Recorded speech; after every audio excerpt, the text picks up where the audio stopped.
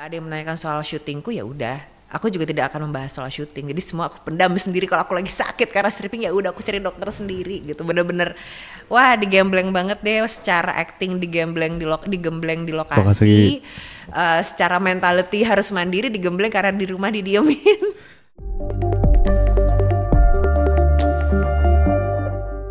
Halo Kai Lovers, balik lagi di Kapan Lagi Talks bareng gue Matias. Dan hari ini cukup deg-degan karena gue akan ngobrol-ngobrol dengan salah satu artis favorit gue. Ini dia, Niken Anjani. Yeay.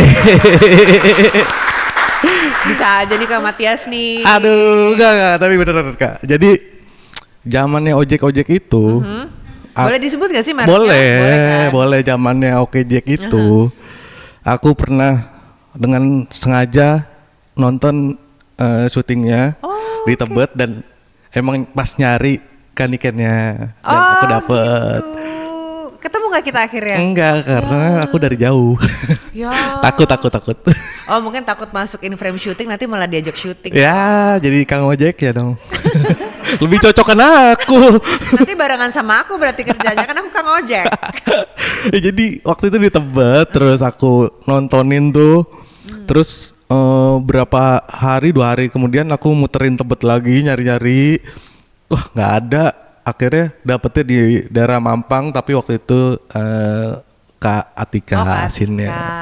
Ya nonton terus lah itulah. Aduh makasih banget loh, itu salah satu series favorit aku yang pernah aku mainin. Beneran nih gak ada yang mau dibikin lagi nih Oke Jack nih. Ya, ayo dong bikin lagi nanti dong. main ya, ikut ya. Aduh asik. Oke Kak, tapi kalau ngomongin Oke Jack itu dulu awalnya gimana sih bisa di project itu Kak?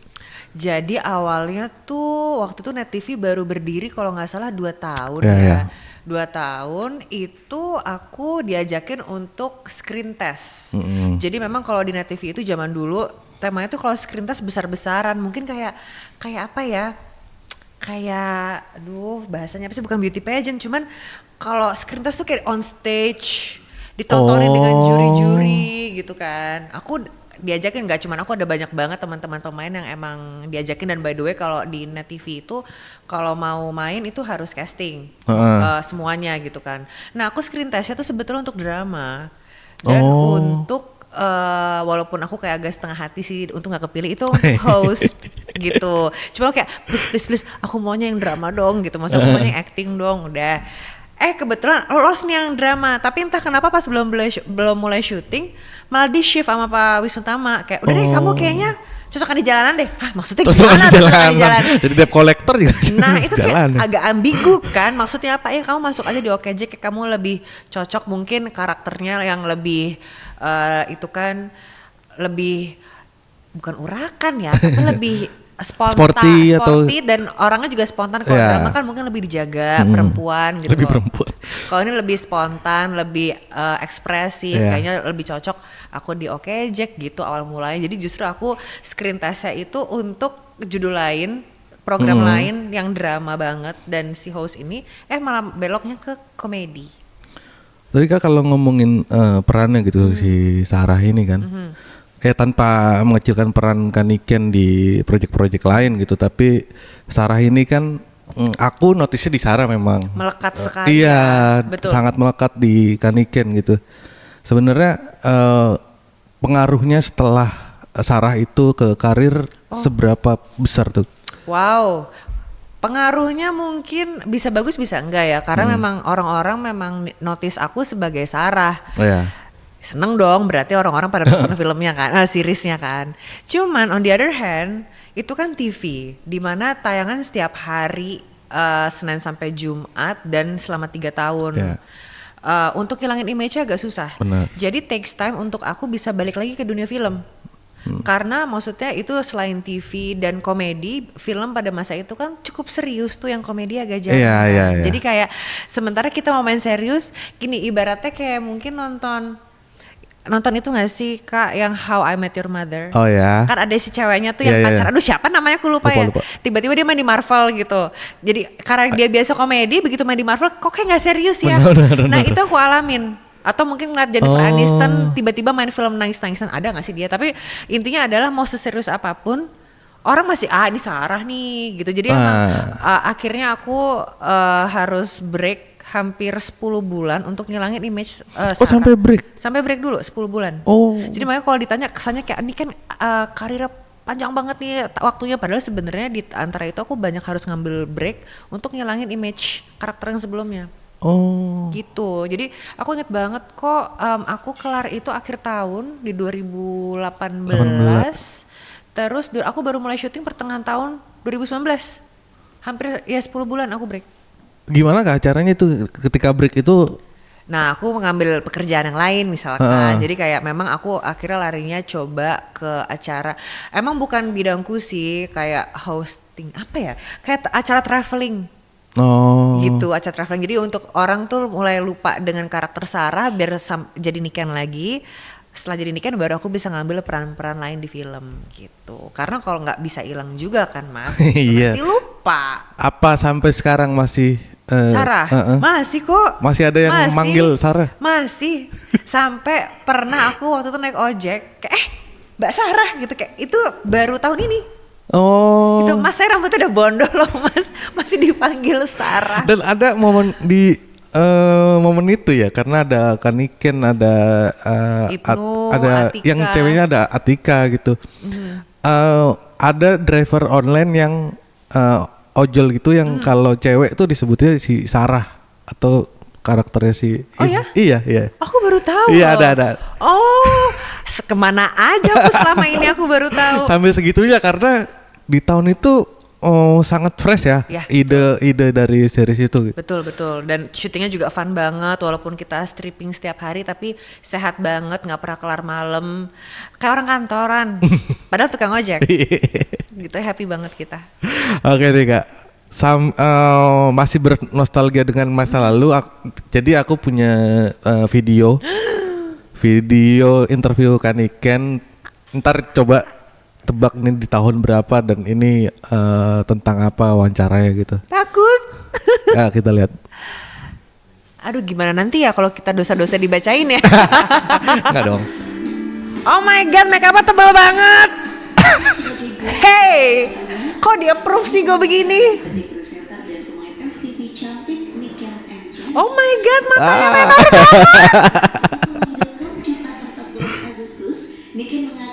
Tapi gaya ngomongnya masih sama ya? Masih. Niken banyak belajar soal mengasuh anak, di mana Niken juga merasa sedikit kesulitan lantaran harus beradaptasi dan Nah ini siapa tuh? Tadi ada cewek baju kuning siapa? Aku lupa.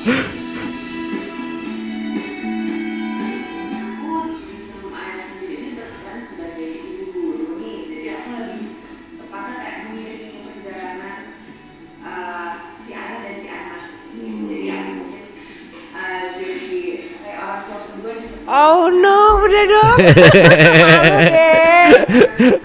ada adanya kayak si anak sakit, si anak ngapa, si anak bandel itu aku ikutan dulu. Ya, ikut campur. Kok mukanya matangan zaman dulu ya? 2015 apa 14 ya? Pokoknya tahun-tahun di mana makeup kita itu menor. Ini tahun 2015. 15. Bener. Masih ingat. Karena aku ingat banget. Aku sih lebih ingat dari makeupnya ya. Aku dari tahun 2012 sampai 15 tuh kayaknya era makeup smoky eyes Kim Kardashian itu loh. Bedanya kalau dia cocok. Kalau kita kan muka lokal ya. Kok mukanya tua banget. Nggak, masih awet muda kan ini tuh terlihatnya. Bikin aku seneng aja nih. Ini kan kalau flashback gitu di awal karir dulu, itu kan apa model awalnya. Iya, sebenarnya tuh, nah banyak yang bilang model karena aku mungkin pernah beberapa kali photoshoot untuk majalah remaja. Iya nggak apa-apa disebut Oh, aja. kawanku dulu. Tapi aku I'm not necessarily a model. I wasn't gitu. Jadi justru pertama kali emang kerja serius, aku langsung terjun ke acting. 2007. Iya, 2008. 8. Sorry, 2008 itu di film Kawin Kontrak Lagi. Oh. Itu awal mulanya. Nah itu katanya terjebak atau dijebak.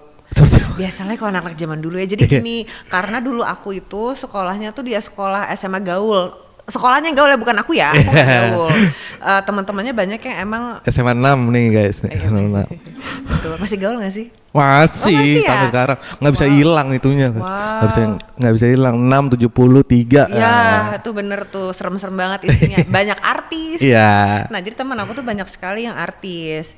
Salah satunya kakak kelasku ada Tia Aristia, terus ada sahabat aku Dana Rahman. Itu mereka itu salah satu orang yang, ayo kamu harus casting. Nggak, aku malu. Gitu. Nggak, dan itu nggak pernah kejadian sampai aku kuliah. Sampai aku kuliah, maksudnya kalau kuliah kan lebih sering hangout sama temen kan, lebih sering hangout sama temen. Jadi sering banget tuh pulang kampus kayak teman gue casting dong, dari yang kayak gitu. Cuman aku awal nggak pernah mau, tapi yang namanya kalau udah sampai ke tempat casting, ketemu casting director, pasti kan casting director juga punya due date untuk ngedapetin pemainnya kan. Jadi kayak ini kayak bisa, ayo masuk casting jadi gitu kayak. Karena aku nggak mau bikin drama, kayak ya udah deh aku masuk aja deh. Pokoknya masuk profiling udah gitu. Cuman memang nggak sekali 2 kali langsung keterima, karena apa namanya? Aku lupa berapa kali keterima. Cuman karena emang oh ya datang niatnya ya udah deh biar cepat kita profiling udah beres. Malah ada yang dapet itu waktu itu di film Kawin Kontrak Lagi. Nah begitu dapet, kenapa aku mau ngambil? Awal aku deg-degan tuh karena keluargaku tuh bukan berasal dari keluarga seniman. Benar. Yang kayaknya kayak ngapain syuting? Wah, daripada ribut ya gitu. Cuman aku pikir kok lama-lama, tapi mungkin emang jalannya kali ya, kok diarahinnya ke sana terus. Akhirnya aku mau ngambil karena pas lagi break kuliah. Abis ujian tuh liburan kan. Nah, ini lagi libur karena ujian. Akhirnya aku bisa liburnya sebulan, akhirnya aku ambil filmnya. Gitu, walaupun kayak ibuku kayak kamu ngapain?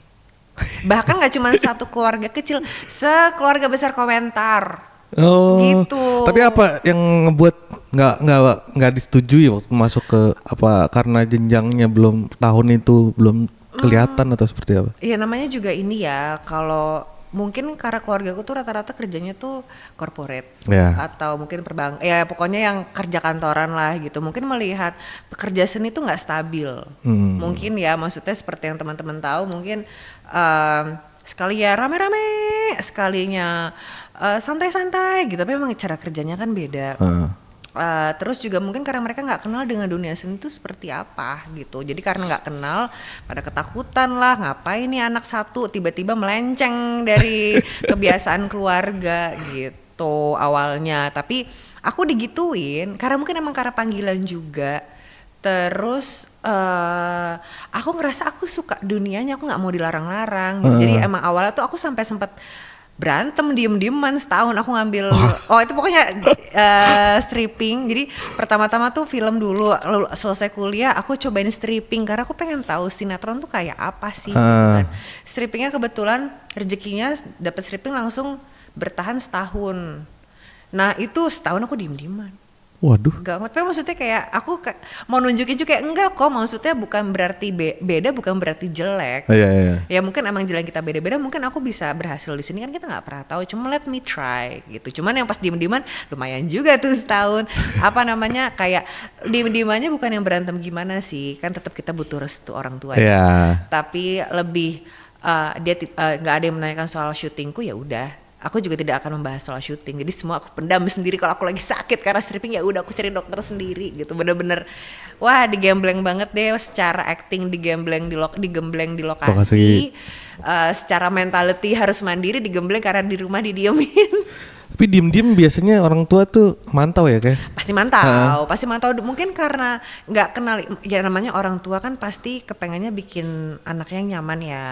Sementara mungkin karena itu bukan bidangnya orang tua di si dunia seni ini, jadi kayak mereka nggak tahu cara melindunginya seperti apa, nuntunnya kayak gimana tuh nggak ngerti gitu mungkin. Jadi akhirnya ketakutan, ya udah deh, caranya udah lo gue biarin tapi tetap dipantau. Mungkin kalau aku mengikuti jalan kedua orang tua aku, mereka nggak akan nggak akan sediem itulah, karena lebih ya udah lebih bisa apa ya, jadi panutan lah gitu, ngarahin gitu. Akhirnya meyakinkan orang tua saat itu? Hasilnya Hasilnya dari segi apa nih? Apa Maksudnya dari kayak maksudnya akhirnya aku bisa punya tabungan sendiri, aku bisa punya uang sendiri. Maksudnya kayak aku juga ngebuktiin ke orang tua gitu. Aku kerja, emang beneran kerja dan emang hasilnya tuh aku gunakan sebaik-baiknya, nggak tiba-tiba habis gitu aja. Jadi dari situ kan orang tua ngelihat ya kayak kesungguhan hatiku dalam bekerja. Akhirnya mereka pun juga lulu dan emang hasilnya kelihatan.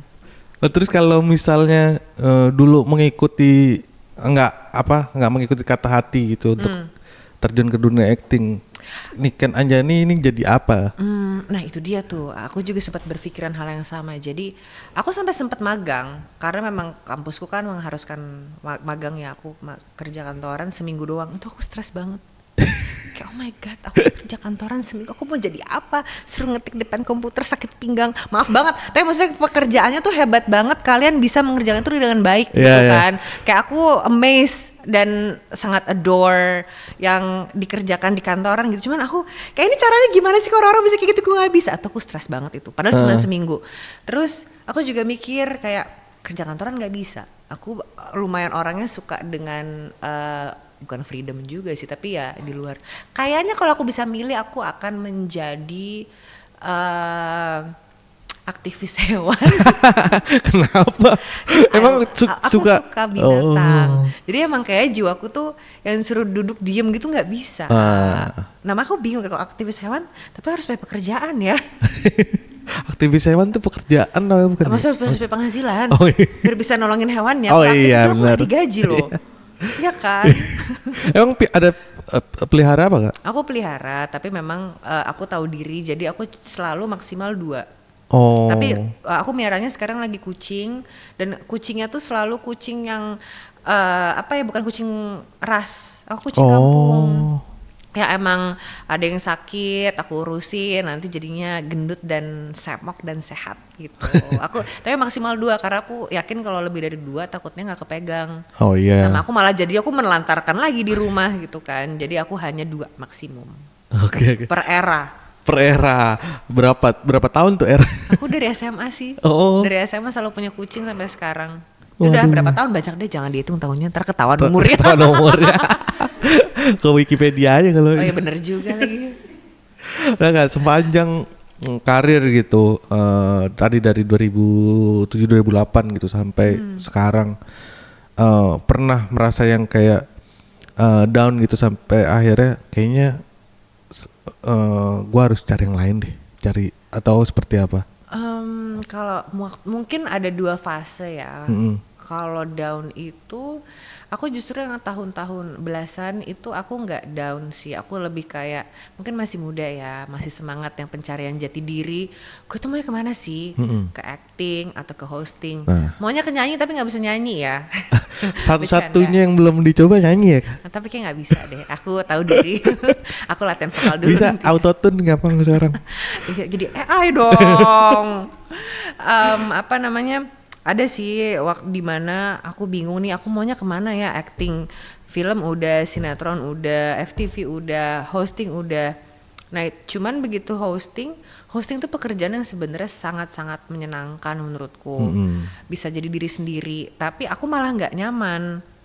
Aku nggak nyaman kayak harus kayak sama Tias yang harus breaking the ice, ngajak ngobrol terus-terusan tuh kayak jiwa introvertku meronta-ronta. Ini gitu. Lebih ke nggak punya pilihan. Jadi kita kerjain apa yang bisa kita kerjain. Tapi kelihatannya seneng loh.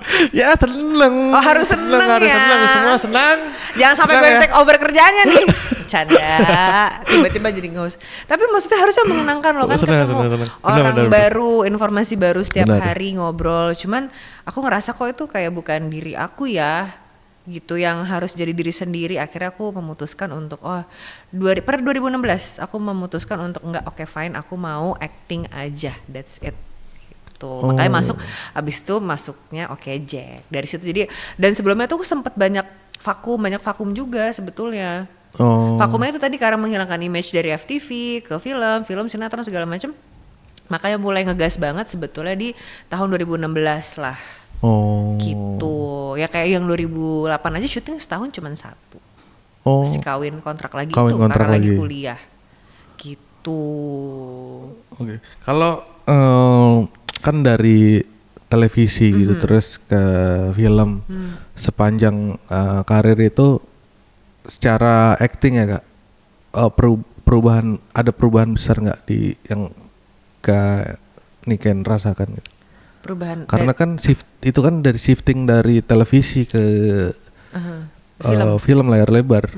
pasti ada Mas. Kalau karena memang acting, aku bukan yang pro, aku juga masih belajar.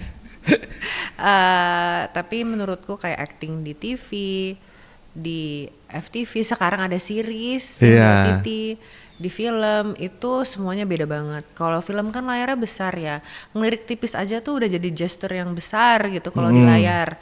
Tapi begitu itu masuk ke TV, gesture kecil tuh nggak kelihatan.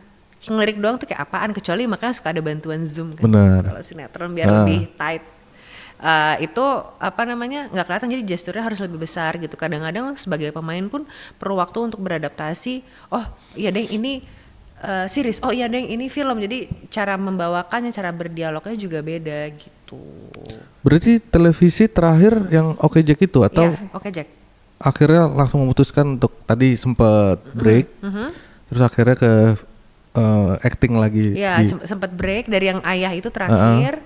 Ada host acara detektif, acara makan-makan, hosting, maka aku nggak bisa hosting, akhirnya aku bulat itu break tuh setahun, 2016 baru start Oke Jack gitu. Tapi yang aku suka dari Oke Jack adalah dia itu series tapi treatmentnya seperti film gitu. Jadi apa namanya, dari ceritanya, terus dari gesture maininnya gitu, nggak harus besar, nggak tahu kenapa dimintanya seperti itu. Treatmentnya film banget gitu ya berarti di situ ya. Tapi Kak, ada nggak yang dari sekian banyak pekerjaan gitu di film, pernah ngerasa kayak wah kayaknya harusnya yang peran itu gue ambil tuh, yang gitu-gitu?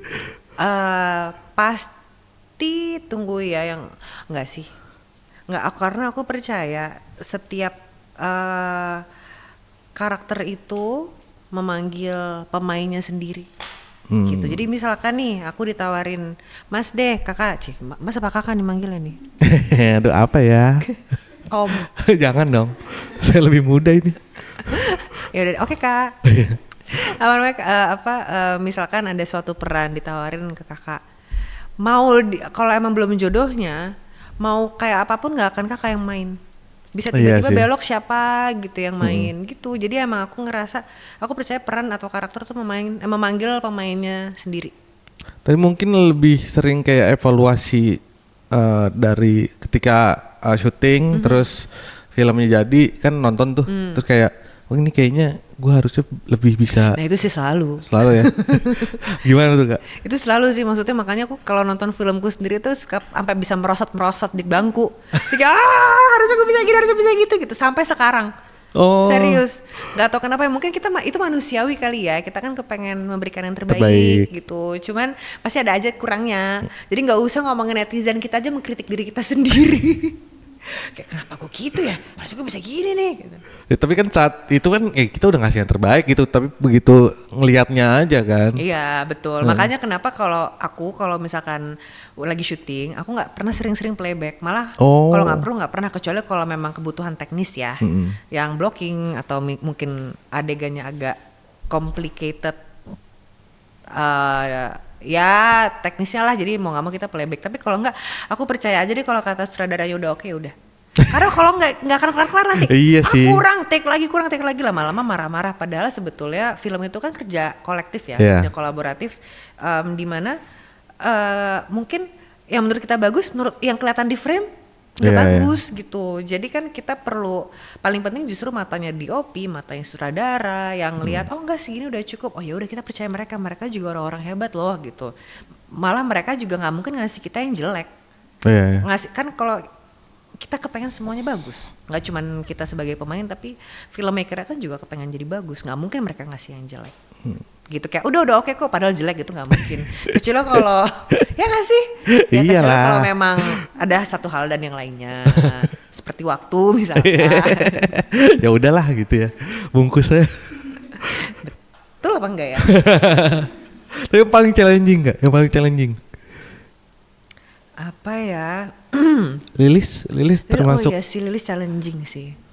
Aku merasa tuh setiap judul tuh challenging karena alhamdulillah aku dapat perannya tuh selalu beda-beda. Jadi kayak wah ini baru lagi nih, diapain lagi ya gitu. Cuman emang bener sih kalau untuk Shutter sebagai Lilis tuh effortnya luar biasa sih karena aku harus belajar nari walaupun di filmnya nggak ditayangin ya. Tapi di situ ceritanya aku waktu jadi manusia aku adalah seorang Waktu jadi manusia. jadi aku spill ya karena udah bisa ditonton di Netflix. Jadi di Shutter itu aku berperan sebagai Syaiton. Gitu waktu hidup namanya Lilis. Dan jadi waktu si Lilis ini dia emang seorang penari kan. Jadi supaya aku tahu gesternya, aku tahu background karakternya, aku belajar nari gitu dan harus sampai bisa. Jadi itu juga jadi 8 kali pertemuan aku harus bisa nari padahal aku bukan penari. Terus juga aku harus karena aku jadi Syaiton di Rojim. Aku jadi hantu. Maaf Lilis, takut. Tapi Lilisnya menyeramkan sih. Maksudnya sih? Nah itu tenang tapi. Nah itu banyak banget tuh latihannya karena aku harus pakai sling jalan dari atas ke bawah dengan kepala di bawah kayak cicak gitu kan.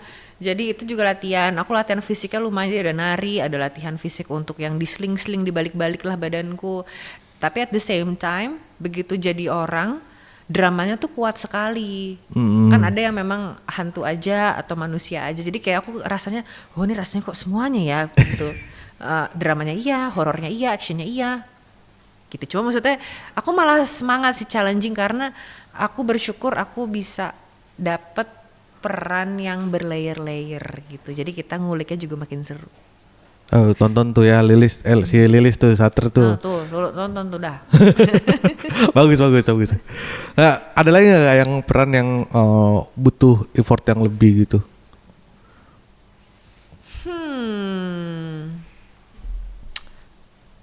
Sebenarnya setiap judul tuh perlu effort lebih sih, tergantung kayak misalkan Satu Kakak Tujuh Ponakan gitu. Mungkin aku di situ perannya nggak terlalu banyak, tapi setiap aku baca skripnya aku sampai asam lambung. Serius, maksudnya kayak karena kan kita ada koneksi ke skripnya. Asam lambung bukan karena apa, karena ini skrip bagus banget, dalam banget dan bener relate sama banyak orang. Jadi pas kayak harus karakterku gini kayak untuk menerima aku sebagai karakter ini kan karakterku agak menyebalkan ya. Ya. Jadi kayak kenapa sih ada perempuan kayak gini, tapi aku harus ikhlas karena aku mau jadi dia. Nah itu tuh lumayan, jadi apa ya, bisa dibilang setiap peranku tuh juga ada effortnya sih ya, semuanya challenging dengan warnanya masing-masing gitu. Nggak melulu yang action atau horror itu lebih challenging dari yang drama, malah kadang-kadang yang drama itu lebih horror daripada film horor. Seperti Satu Kakak Tujuh Ponakan itu waktu terjadi di kehidupannya tuh horor sekali gitu. Lebih kena ke mental sih. Kalau sebagai aktor gitu, plus minusnya ketika berperan dengan karakter yang yang lebih susah mana? Yang karakternya jauh dari real life kita atau yang dekat, plus minusnya seperti apa? Nah, jadi seumur umur ya, aku mau kasih ini spill sedikit. Aku seumur hidup sepanjang karirku tuh ya, aku nggak pernah dapet karakter yang mirip sama personality aku. Sedikit pun atau? Belum selesai nih. Sampai akhirnya aku syuting filmku yang mau tayang. Boleh disebut gak sih judulnya? Apa tuh? Ini ya si Dylan. Dylan. Jadi seumur hidup aku baru ngerasain kayak seperti diri sendiri itu waktu syuting Dylan gitu. Karena sisanya tuh karakterku nggak ada yang mirip kayak aku. Aku bisa bilang paling mirip sama Anchika. Tapi kalau ditanya seruan mana, ternyata challenging juga ya gitu. Karena kayak secara karakter mirip, tapi kan dia bukan aku. Jadi kayak ini gimana cara ngebedainnya antara Anchika dan Niken. Ya mungkin nggak ketiplek sama persis, tapi cara berpikir Anchika itu sama dengan cara berpikirnya aku. Tapi gimana cara ngebedainnya ya. Jadi kayak wah, aku pikir awalnya aku seneng banget, kayak wah ini enak banget nih maininnya karena kayak nggak acting. Tapi setelah dipikir-pikir kan bukan Niken ya. Oke, aku harus create apa lagi ya supaya ini nggak Niken gitu. Jadi kayak aku ngulik lagi apa yang bisa aku bedah dari karakter aku sendiri. Kalau yang karakternya jauh sama real life-nya seperti apa treatmentnya? Itu malah enak, kita kayak bisa nge-build sesuatu hal yang baru. Kayak misalkan ya udah aku bisa bikin background sendiri, kesukaannya apa, kayak kita menciptakan universe sendiri lah. Cuman kalau ini kan sama lagi, apa yang bisa aku bedain ya gitu. Oh, Kayak jadi misalkan Shutter nih, Lilis enak banget. oh justru Kalau melelahkan pasti, tapi banyak banget kayak oh ya di nari, berarti PR-ku belajar nari. Oh ya dia orang backgroundnya dia Jawa Barat, berarti aku akan memperdalam Jawa Barat. Terus gimana relasi dia, jadi emang kita kayak ada study case baru lah gitu, yang nanti akhirnya hasilnya akan aku mainkan. Nah kalau ini kan udah ada semua nih, apa yang bisa bikin beda ya dari karakterku ya gitu. oh. Tapi ada treatment riset tertentu nggak sih yang selalu kan ingin pakai gitu untuk pendalaman karakter? Enggak sih, aku memang baca skripnya sih udah pasti itu nomor satu. Kita harus memahami skripnya. Cuman kalau untuk riset tergantung kebutuhannya kayak seberapa jauh aku harus riset mengenai karakter ini gitu. Cuman yang pasti aku selalu punya playlist untuk setiap karakter yang aku mainin setiap film. Jadi kalau Spotify-ku kalau dibuka lagunya aneh-aneh. Kan biasanya kalau kita suka lagu pop, let's say Spotify-nya kan pop terus kan. Ini jangan pakai Spotify aku lagunya berantakan. Jadi aku lagi syuting film A, aku akan bikin playlist yang kira-kira cocok sama karakterku, cocok sama filmnya. Terus film Shutter misalkan ada lagi tuh. Jadi begitu aku udah nggak syuting, aku bingung gue dengerinnya lagu apa ya? Gitu. Karena kalau denger lagu yang belakang nanti aku ke-recall karakternya. Jadi aku denger lagu yang lain gitu. Jadi playlistku berantakan. Sangat tidak cantik. Sejak kapan tuh gak treatment seperti itu tuh? Sebenarnya sejak aku main film. Oh, udah lama banget. Udah lama banget gitu. Jadi emang playlistku berantakan. Karena menurut aku kayak musik itu kan kayak ada BPM-nya ngasih kita sebuah mood ya. Benar. Belum lirik-liriknya yang macam-macam gitu, dan itu kan bisa nge-create suatu mood. Nah, itu yang salah satu cara yang aku gunakan untuk pendalaman karakter. Nah, nentuin listnya. Cari dong, itu gunanya. Makanya kita jadi orang kreatif aja kayak ini kayak cocok dia. Oh enggak, ganti gitu. Cariin aja. Itu berarti sebelum syuting atau kadang sambil syuting, kalau yang pasti sebelum syuting. Kan sebelum syuting ada reading. Preps. Sambil preps, kayak masukin. Nanti lagi baca, Toto keinget lagu apa, oh ya masukin dulu gitu, cocok nggak ya gitu.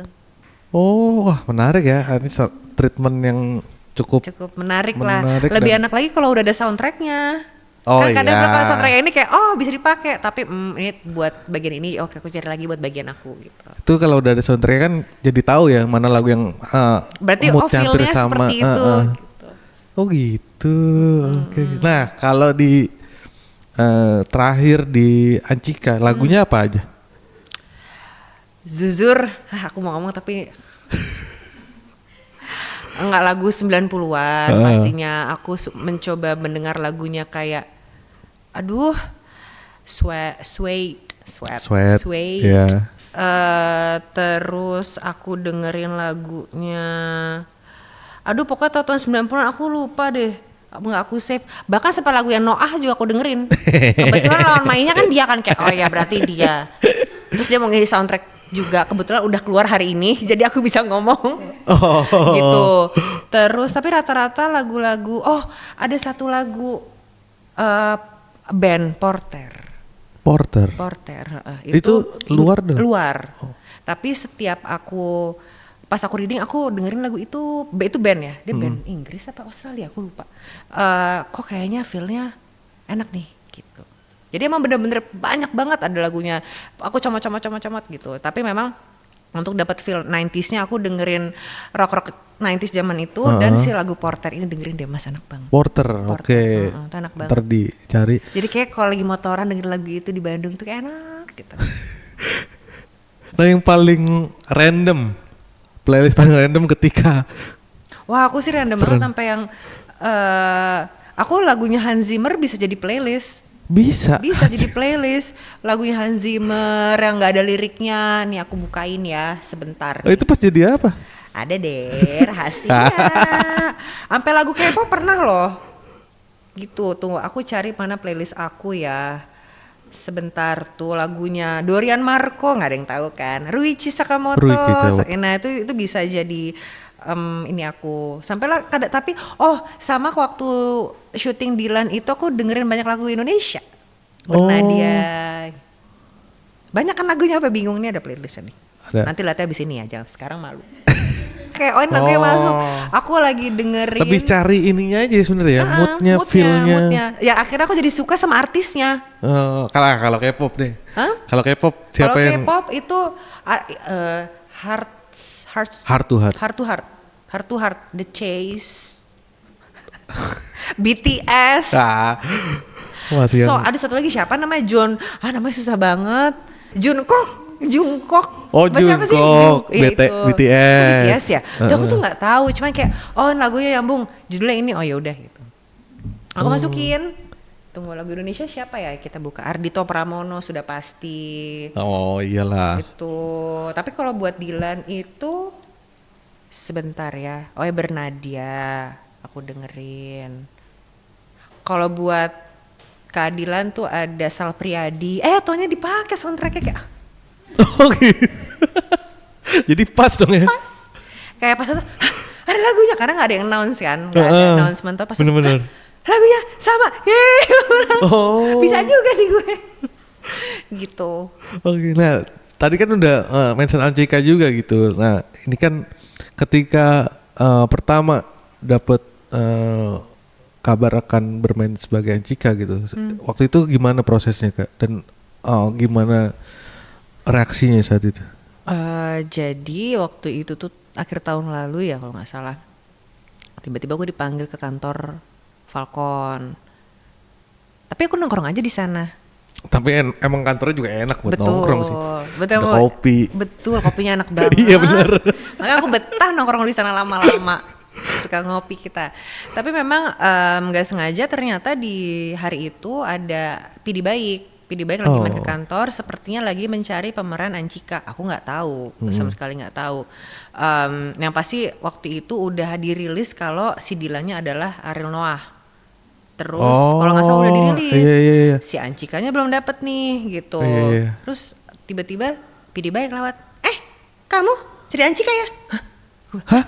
Langsung dari ayah? Jadi kebetulan memang setahu aku setiap filmnya, setahu aku ya kalau salah mohon diberitahu gitu. Cuman setiap filmnya Ayah PD itu pemain-pemainnya tuh pasti ayah yang memilih.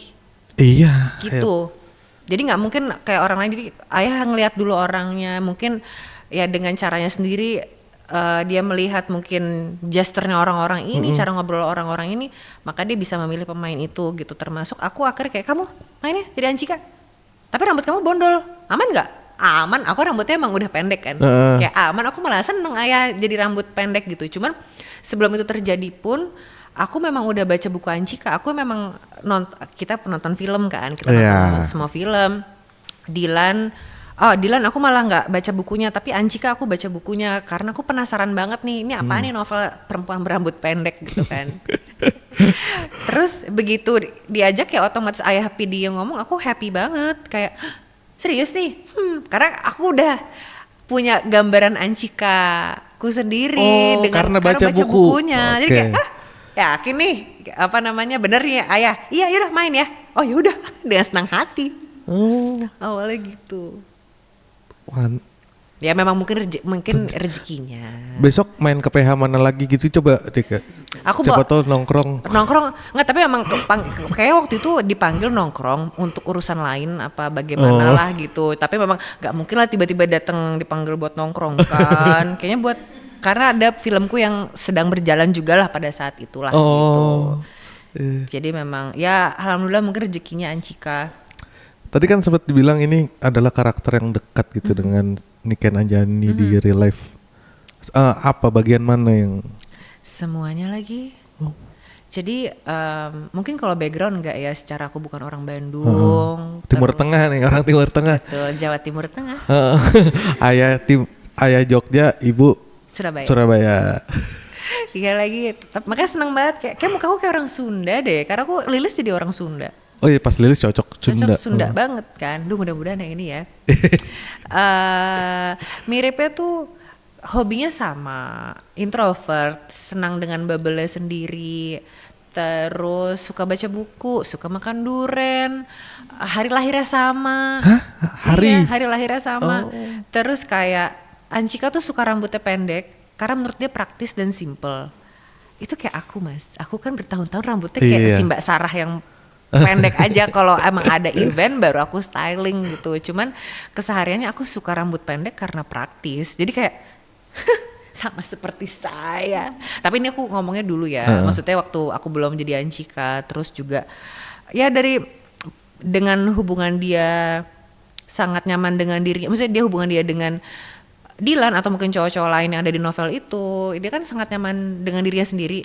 Sama kayak aku, orang urus dengan omongan orang atau ya agak cuek seperti Ancika gitu. Nah, ketika pokoknya kan yang habis pengumuman si Ariel jadi Dilan, terus akhirnya netizen berspekulasi tuh, ya kan? Siapa Ancikanya, siapa Mileanya gitu. Gimana Kak ngelihat spekulasi dari netizen gitu? Karena kan apalagi pas ada foto yang Yang aku lagi itu kan langsung ditutupin. walaupun banyak yang bener ya sebenarnya ya. Ya benar-benar, tapi aku sih ngeliatnya ya seru-seru aja, maksudnya kayak happy walaupun ada yang nebaknya salah ataupun benar gitu. Aku happy kalau ternyata film ini ditunggu-tunggu banyak orang. Jadi hype-nya gede banget dan orang-orang jadi malah seru main tebak-tebakan sendiri. Aku sih ngeliatnya ketawa-ketawa aja. Nggak gemes, itu gua. Kayak lagi enggak, malah kayak ada ini cocok juga sih gitu. Apa yang bayangin gitu. Ancika tuh gitu. Oh. Ancika tuh gitu, makanya pasti kayak ini gimana caranya biar nggak terlalu niken ya. Gitu. Tapi beda itu kan versi remaja ya. Tapi kalau boleh di spill sedikit sebenarnya Dilan ITB berapa sih 1997 ini mood penontonnya akan dibawa kemana Kak? Happy. Oh. Gitu. Itu aja ya. Happy sih, saya nonton sendiri. Happy nggak? Nah, kalau ngelihat karakter Dilan yang diperankan si Ariel ini, menurut Kak Niken dia red flag apa green flag? Grey flag. Grey Ayo flag, lo grey flag. aduh abu-abu dong. Biar pada nonton, nanti make sure sendiri apakah dia red flag atau green flag. Oke. Wah jadi makin penasaran nih. Walaupun trailernya udah keluar ya sedikit-sedikit ya. Keluar, iya. Doakan kami ya, nanti nonton ya. Nonton pasti. Nonton ya, Nonton semuanya dong. nih. Nah, Kak ini kan kan Niken udah berapa lama tuh berarti 2007 sampai sekarang? Anggap 2016 aja deh, 2016 karena lah emang ya. itu sudah aku ketok palu. Oke, aku tidak akan kemana-mana lagi, aku akan Kan komit di film. Di film gitu. Kalau kita bermanifestasi gitu 5 tahun ke depan seorang Niken Anjani ini akan di posisi seperti apa? Menjadi aktor, mau dikenal sebagai aktor yang gimana? Jujur ya, aku nggak punya. Di Ancika begini ya? Iya. Maksud aku gini, I love what I do. Aku akan berusaha sebaik-baiknya untuk mendeliver apa yang aku lakukan. Aku gitu aja. Jadi nggak usah muluk-muluk sampai 5 tahun. Aku jalannya tahun ini dulu. Tahun ini aku fokus di tahun ini karena aku yakin kerja keras itu nggak ada yang sia-sia. Aku akan bekerja dengan baik di tahun ini. Mudah-mudahan hasilnya pun dengan baik agar bisa menyambung di tahun berikutnya. Amin. Amin. Terakhir mungkin apa yang akan dikerjakan atau sedang dikerjakan gitu yang bisa sedikit-sedikit di spill sekarang sedang ada berapa film? Gak boleh Mas. Waduh nggak ada yang boleh ya? Gak boleh. Yang jelas Pokoknya yang jelas aku lagi film aku yang terbaru akan tayang sebentar lagi di bioskop tanggal 30 April 2026.